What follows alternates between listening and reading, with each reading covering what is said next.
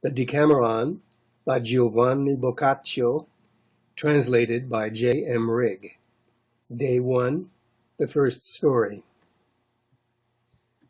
Sir Ciappelletto cheats a holy friar by a false confession and dies, and having lived as a very bad man, is, on his death, reputed a saint, and called San Ciappelletto.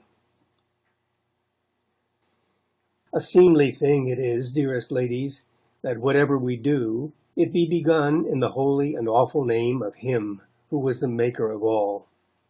Wherefore, as it falls to me to lead the way in this your enterprise of storytelling, I intend to begin with one of his wondrous works, that, by hearing thereof, our hopes in Him, in whom is no change, may be established, and his name be by us forever lauded. 'Tis manifest that as things temporal are all doomed to pass and perish, so within and without they abound with trouble and anguish and travail, and are subject to infinite perils. Nor, save for the especial grace of God, should we, whose being is bound up with, and forms part of theirs, have either the strength to endure, or the wisdom to combat their adverse influences. By which grace we are visited and penetrated, so we must believe, not by reason of any merit of our own, but solely out of the fullness of God's own goodness, and in answer to the prayers of those who, being mortal like ourselves, did faithfully observe His ordinances during their lives, and are now become blessed for ever with Him in heaven, to whom, as to advocates taught by experience all that belongs to our frailty, we, not daring perchance to present our petitions in the presence of so great a judge, make known our requests for such things as we deem expedient for us. And of His mercy richly abounding to usward, we have further proof herein, that no keenness of mortal vision being able in any degree to penetrate the secret counsels of the divine mind, it sometimes, perchance, happens that in error of judgment we make one our advocate before His Majesty, who is banished from His presence in eternal exile, and yet He to whom nothing is hidden, having regard rather to the sincerity of our prayers than to our ignorance or the banishment of the intercessor, hears us no less than if the intercessor were in truth one of the blessed who enjoy the light of His countenance, which the story that I am about to relate may serve to make apparent. Apparent, I mean, according to the standard of the judgment of man, not of God.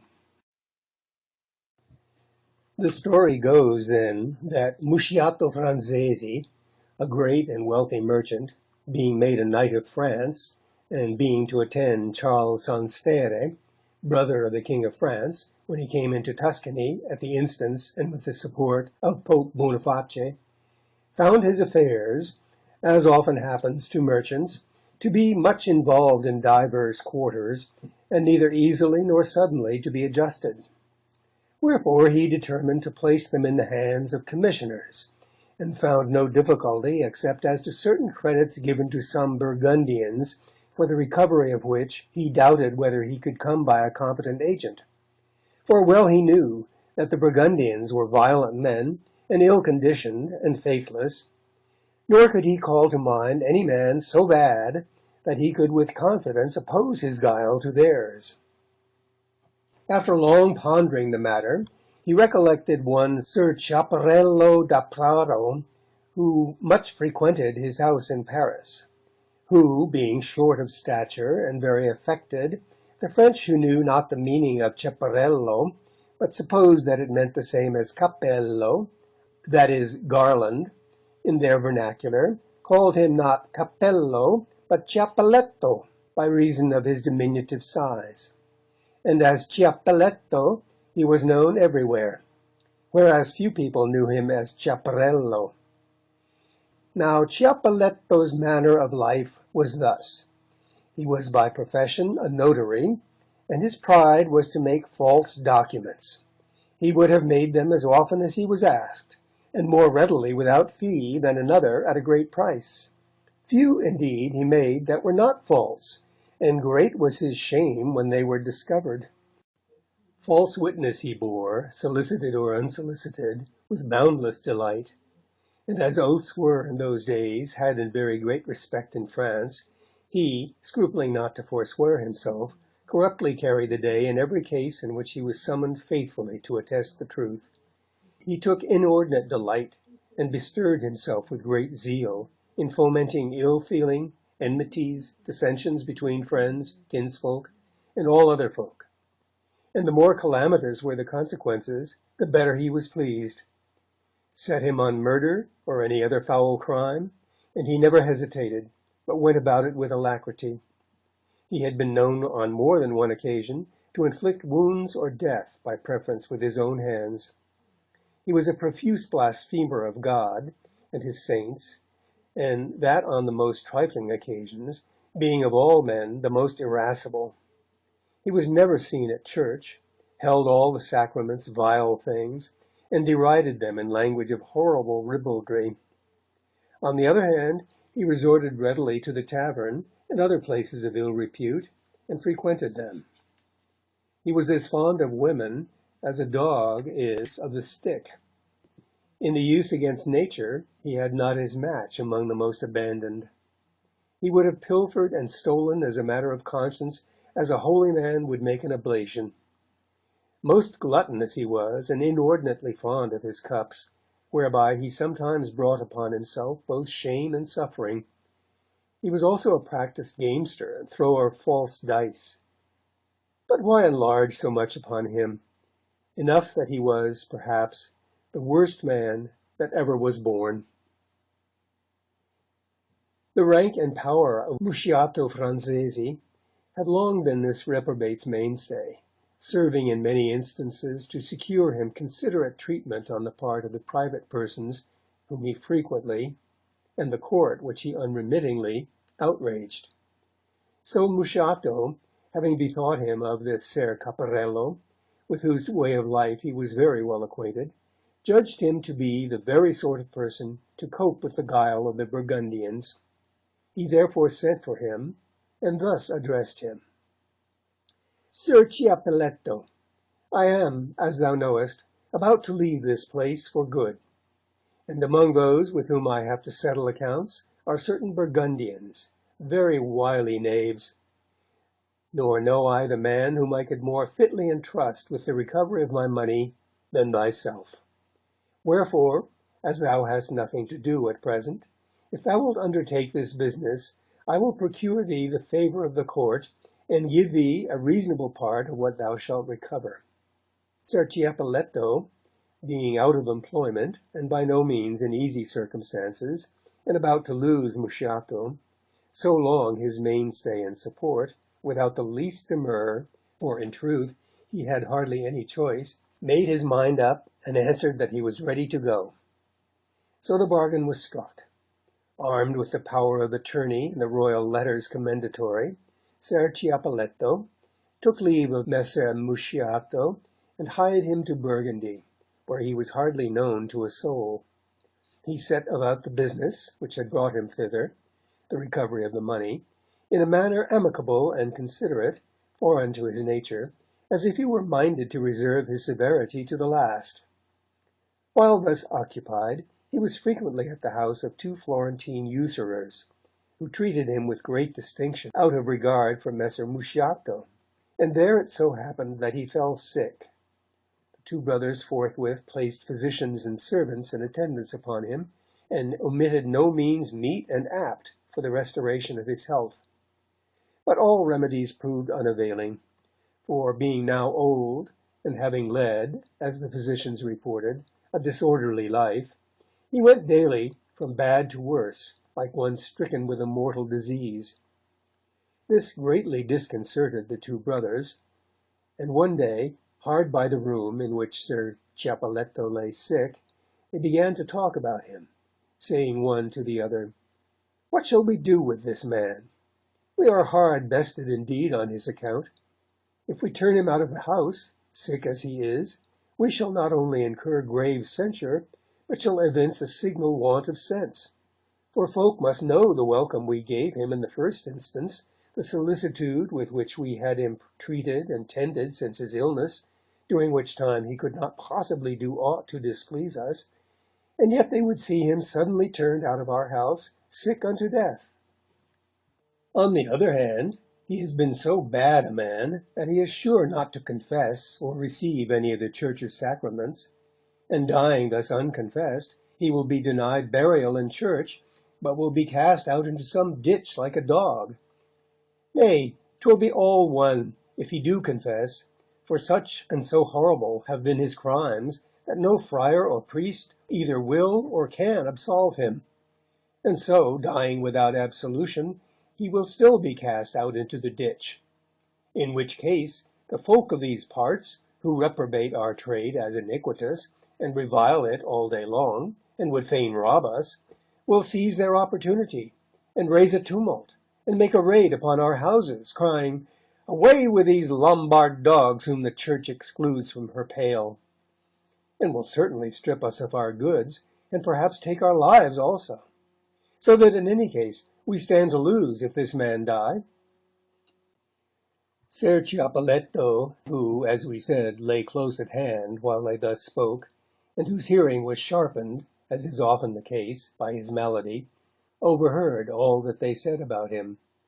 So he called them to him, and said to them, "I would not have you disquiet yourselves in regard of me, or apprehend loss to befall you by my death.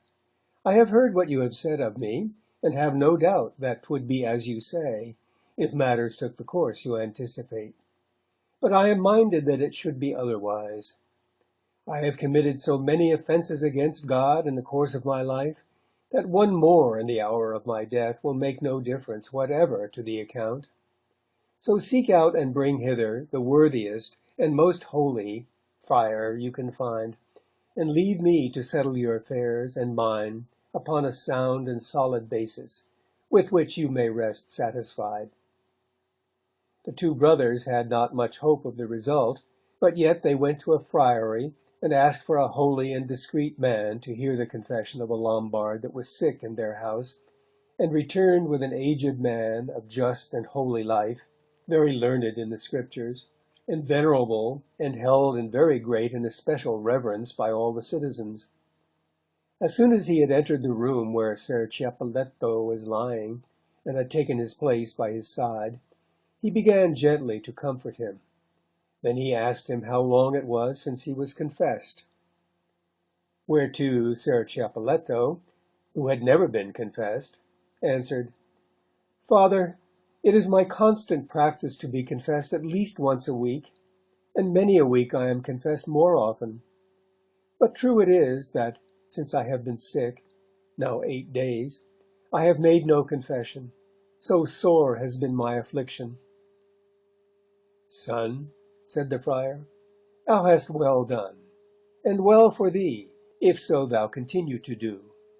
As thou dost confess so often, I see that my labour of hearkening and questioning will be slight." "Nay, but, Master Friar," said Ser Ciappelletto, "say not so. I have not confessed so often but that I would fain make a general confession of all my sins that I have committed, so far as I can recall them, from the day of my birth to the present time. And therefore I pray you, my good father, to question me precisely in every particular, just as if I had never been confessed. And spare me not by reason of my sickness, for I had far rather do despite to my flesh, than, sparing it, risk the perdition of my soul, which my Saviour redeemed with his precious blood." The holy man was mightily delighted with these words, which seemed to him to betoken a soul in a state of grace. He therefore signified to Ser Ciappelletto his high approval of this practice, and then began by asking him whether he had ever sinned carnally with a woman. Whereto Ser Ciappelletto answered with a sigh, "My father, I scruple to tell you the truth in this matter, fearing lest I sin in vainglory." "Nay, but," said the friar, "speak boldly. None ever sinned by telling the truth, either in confession or otherwise." "Then," said Ser Ciappelletto, "as you bid me speak boldly, I will tell you the truth of this matter. I am virgin, even as when I issued from my mother's womb." "Now God's blessing on thee," said the friar, "well done! And the greater is thy merit, in that, hadst thou so willed, thou mightest have done otherwise far more readily than we who are under constraint of rule." He then proceeded to ask whether he had offended God by gluttony, whereto Ser Ciappelletto, heaving a heavy sigh, answered that he had frequently so offended, for, being wont to fast not only in Lent, like other devout persons, but at least 3 days in every week, taking nothing but bread and water, he had quaffed the water with as good a gusto and as much enjoyment, more particularly when fatigued by devotion or pilgrimage, as great drinkers quaff their wine. And oftentimes he had felt a craving for such dainty dishes of herbs as ladies make when they go into the country. And now and again he had relished his food more than seemed to him meet in one who fasted, as he did, for devotion. "Son," said the friar, "these sins are natural and very trifling, and therefore I would not have thee burden thy conscience too much with them. There is no man, however holy he may be, but must sometimes find it pleasant to eat after a long fast, and to drink after exertion." "Oh, my father," said Ser Ciappelletto, "say not this to comfort me. You well know that I know that the things which are done in the service of God ought to be done in perfect purity of an unsullied spirit, and whoever does otherwise sins." The friar, well content, replied, "Glad I am that thou dost think so, and I am mightily pleased with thy pure and good conscience, which therein appears. But tell me, hast thou sinned by avarice, coveting more than was reasonable, or withholding more than was right?" "My father," replied Ser Ciappelletto, "I would not have you disquiet yourself, because I am in the house of these usurers. No part have I in their concerns. Nay, I did not come here to admonish and reprehend them, and wean them from this abominable traffic. And so, I believe, I had done, had not God sent me this visitation. But you must know that my father left me a fortune, of which I dedicated the greater part to God, and since then, for my own support and the relief of Christ's poor, I have done a little trading, whereof I had desired to make gain, and all that I have gotten I have shared with God's poor, reserving one half on my own needs, and giving the other half to them. And so well has my Maker prospered me, that I have ever managed my affairs to better and better account." "Well done," said the friar, "but how hast thou often given way to anger?" "Often indeed, I assure you," said Ser Ciappelletto, "and who could refrain therefrom, seeing men doing frowardly all day long, breaking the commandments of God, and recking naught of his judgments?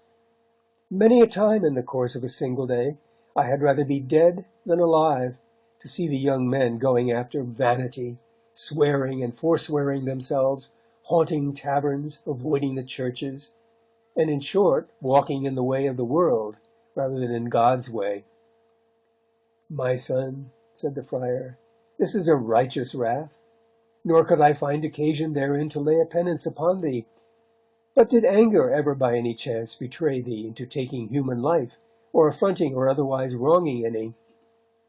"Alas," replied Ser Ciappelletto, "alas, sir, man of God though you seem to be, how come you to speak after this manner?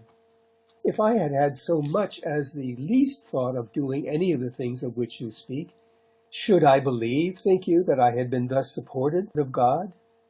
These are the deeds of robbers and such like evil men, to whom I have ever said, when any I saw, 'Go, God change your heart.'" Said then the friar, "Now, my son, as thou hopest to be blessed of God, tell me, hast thou never borne false witness against any, or spoken evil of another, or taken the goods of another without his leave?" "Yes, Master Friar," answered Ser Ciappelletto, "most true it is that I have spoken evil of another. For I once had a neighbour who, without the least excuse in the world, was ever beating his wife, And so great was my pity of the poor creature, whom, when he was in his cups, he would thrash as God alone knows how. Once I spoke evil of him to his wife's kinsfolk. Well, well, said the friar, thou tellest me thou hast been a merchant. Hast thou ever cheated any, as merchants used to do? I' faith, yes, Master Friar, said Sir Ciappelletto, but I know not who he was, only that he brought me some money which he owed me for some cloth that I had sold him, and I put it in a box without counting it, where a month afterwards I found 4 farthings more than there should have been, which I kept for a year to return to him, but not seeing him again, I bestowed them in alms for the love of God. This, said the friar, was a small matter, and thou didst well to bestow them as thou didst. The holy friar went on to ask him many other questions, to which he made answer in each case in this sort. Then, as the friar was about to give him absolution, Sir Ciappelletto interposed. Sir, I have yet a sin to confess. What? Asked the friar. I remember, he said, I once caused my servant to sweep my house on a Saturday afternoon, and that my observance of Sunday was less devout than it should have been. Oh, my son, said the friar, this is a light matter. No, said Sir Ciappelletto, say not a light matter, for Sunday is the more to be had in honour, because on that day our Lord rose from the dead. Then said the holy friar, Now is there aught else that thou hast done? Yes, Master Friar, replied Sir Ciappelletto. Once by inadvertence I spat in the church of God. At this the friar began to smile, and said, My son, this is not a matter to trouble about. We who are religious spit there all day long, and great impiety it is when you so do, replied Sir Ciappelletto. For there is nothing that is so worthy to be kept from all impurity as the holy temple in which sacrifice is offered to God. More he said in the same strain, which I pass over. And then at last he began to sigh, and by to weep bitterly, as he was well able to do when he chose. And the friar demanding, My son, why weepest thou? Alas, Master Friar, answered Ser Ciappelletto, a sin yet remains, which I have never confessed. Such shame were it to me to tell it. And as often as I call it to mind, I weep as you now see me weep, being well assured that God will never forgive me this sin. Then said the holy friar, Come, come, son, what is this that thou sayest? If all the sins of all the men that ever were or ever shall be, as long as the world shall endure, were concentrated in one man, so great is the goodness of God that he would freely pardon them all, were he but penitent and contrite, as I see thou art, and confess them. Wherefore tell me thy sin with a good courage. Then said Sir Ciappelletto, still weeping bitterly, Alas, my father, mine is too great a sin, and scarce can I believe, if your prayers do not cooperate, that God will ever grant me his pardon thereof. Tell it with a good courage, said the friar. I promise thee to pray God for thee. Ser Ciappelletto, however, continued to weep, and would not speak, for all the friar's encouragement. When he had kept him for a good while in suspense, he heaved a mighty sigh, and said, My father, as you promised me to pray God for me, I will tell it you. Know, then, that once, when I was a little child, I cursed my mother. And having so said, he began again to weep bitterly. O my son, said the friar, does this seem to thee so great a sin? Men curse God all day long, and he pardons them freely, if they repent them of having so done. And thinkest thou he will not pardon thee this? Weep not, be comforted, for truly, hadst thou been one of them that set him on the cross, with the contrition that I see in thee, thou wouldst not fail of his pardon. Alas, my father, rejoined Ser Ciappelletto. "What is this you say? To curse my sweet mother that carried me in her womb for 9 months, day and night, and afterwards on her shoulder more than 100 times? Heinous indeed was my offence. 'Tis too great a sin, nor will it be pardoned unless you pray God for me." The friar, now perceiving that Ser Ciappelletto had nothing more to say, gave him absolution and his blessing, reputing him for a most holy man, fully believing that all that he had said was true. And who would not have so believed, hearing him so speak at the point of death? Then, when all was done, he said, "Ser Ciappelletto, if God so will, you will soon be well. But should it so come to pass that God call your blessed soul to himself in this state of grace, is it well pleasing to you that your body be buried in our convent?" "Yea, verily, Master Friar," replied Ser Ciappelletto, "there would I be, and nowhere else, since you have promised to pray God for me, besides which I have ever had a special devotion to your order. Wherefore I pray you that on your return to your convent you cause to be sent me that very blood of Christ which you consecrate in the morning on the altar, because, unworthy though I be, I purpose, with your leave, to take it, and afterwards the holy and extreme unction, that, though I have lived as a sinner, I may die at any rate as a Christian." The holy man said that he was greatly delighted, that it was well said of Ser Ciappelletto, and that he would cause the host to be forthwith brought to him, and so it was. The two brothers, who much misdoubted Ser Ciappelletto's power to deceive the friar, had taken their stand on the other side of a wooden partition which divided the room in which Ser Ciappelletto lay from another, and hearkening there, they readily heard and understood what Ser Ciappelletto said to the friar, and at times could scarce refrain their laughter as they followed his confession. And now and again they said to one another, "What manner of man is this, whom neither age nor sickness, nor fear of death, on the threshold of which he now stands, nor yet of God, before whose judgment seat he must soon appear, has been able to turn from his wicked ways, that he die not even as he has lived?"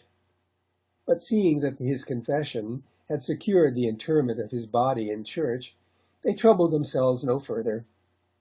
Ser Ciappelletto soon afterwards communicated, and growing immensely worse, received the extreme unction, and died shortly after vespers on the same day on which he had made his good confession. So the two brothers, having from his own moneys provided the wherewith to procure him an honourable sepulture, and sent word to the friars to come at even to observe the usual vigil, and in the morning to fetch the corpse, set all things in order accordingly.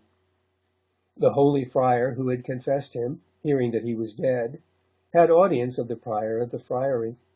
A chapter was convened, and the assembled brothers heard from the confessor's own mouth how Ser Ciappelletto had been a holy man, as had appeared by his confession, and were exhorted to receive the body with the utmost veneration and pious care, as one by which there was good hope that God would work many miracles.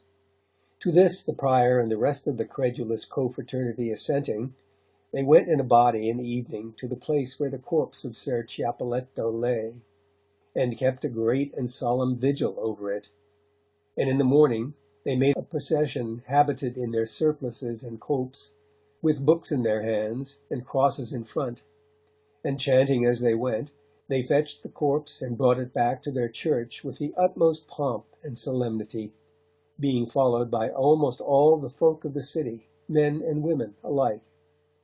So it was laid in the church, and then the holy friar, who had heard the confession, got up in the pulpit and began to preach marvellous things of Ser Ciappelletto's life, his fasts, his virginity, his simplicity, and guilelessness and holiness, narrating among other matters that of which Ser Ciappelletto had made tearful confession as his greatest sin, and how he had hardly been able to make him conceive that God would pardon him.